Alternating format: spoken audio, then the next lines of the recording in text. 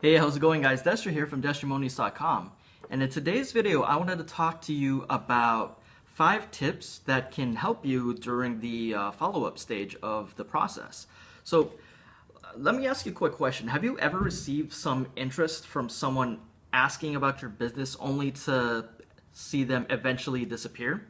Well, this usually happens because there's a few missing steps that didn't happen in order for you to set up a successful follow-up. So I'm going to go over just a few tips on what you can do in order for you to make sure that you have a successful follow-up, and which would eventually lead to either a person buying your product services or joining you in your business. So first thing that you want to make sure of is the person that you're actually talking to have actual interest in what you have to offer, or are you actually just assuming that they do? So even before you begin the follow-up phase of the process, you want to determine if that person that you're talking to has interest in what you have to offer and are not just blowing you off in a polite way. So have you, in this stage, have you taken the time to build rapport first? Are you taking the time to find out what they're struggling with and genuinely want to help them solve their problems? Or are you just focused on making a commission for yourself? Now, this can come across to your prospect, and despite whether or not you think that you are coming across this way, but just make sure that you actually take the time to set that intention to make them understand that you're just trying to help them out. You're not trying to make a commission off of them. People can always tell when what your attention really is. So if your intent is just to make money off of someone, then frankly, you're not going to have much success following up with them. So the people who actively and genuinely want to help someone can help them move forward in the process of the follow-up. So tip number 2 would be to send your prospect the information that they have asked for, not what you think they need, what they actually have asked for. So sending someone information on your products or services only works when they have actually asked for it. Sometimes we can assume that they are looking for what we have to offer in terms of sharing information on our company or products. But so a good way for you to be able to determine if they are interested is to just simply ask. Like a great example would be, let's say I'm talking to Joe. Hey Joe, I have a great newsletter that I just started. I give a lot of tips and strategies on how you can build your business online. Would you like me to add you to it? Now, if Joe has interest in joining my newsletter, he's going to tell me. He's going to say yes, and what do you need? And you just tell him you need I just need an email address. Or if he's not interested, he will tell you no, or some form of it. And that's a way for you to filter out who is actually interested in interested in the information that you have to share with someone. So make sure that you ask, and make sure that you give the information that they have specifically asked for.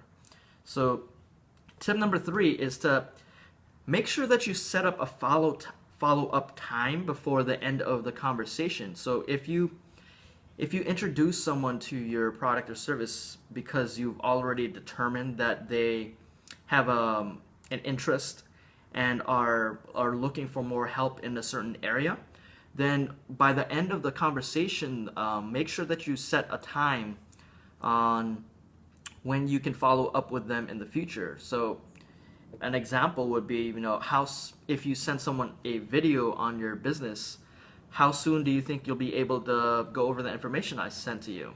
And just pause, be quiet, and then they'll let you know. Then you just tell them, great, how about I call you at this time right after you've had a chance to look over the video that I sent to you, and we can catch up then. Which time works best for you? 7 o'clock or 8 o'clock? So that actually leads into tip number 4, which would be when you do the follow-up phase, make sure that you give people only 2 choices when it comes to setting up a follow-up time. So if you tell someone that you want to follow up with them on Wednesday and just say, I'm open all day on Wednesday, let's catch up then, that leaves an opening for people to be able to just blow you off because you didn't set a specific time on when to follow up.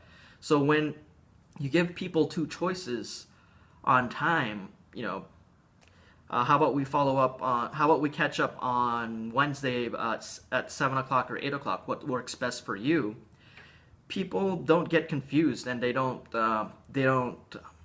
blow you off because you set a specific time that you can follow up on the information that you sent to them.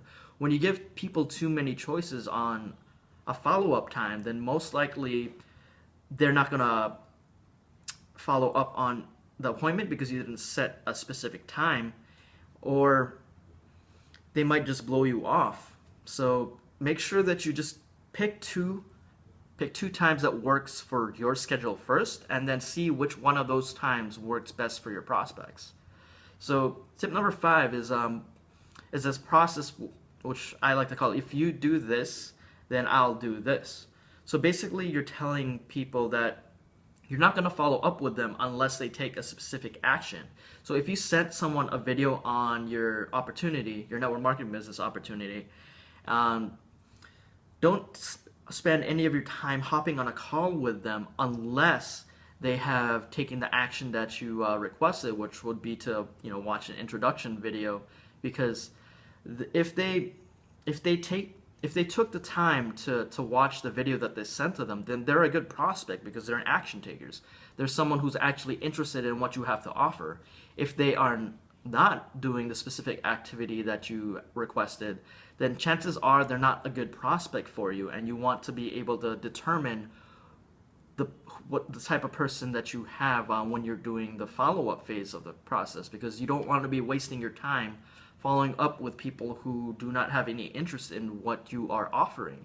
So I hope that this video has been helpful for you guys. If you get value from it, make sure you leave me a comment down below. Join my newsletter at DeshaMoniz.com, and I'll talk to you guys soon.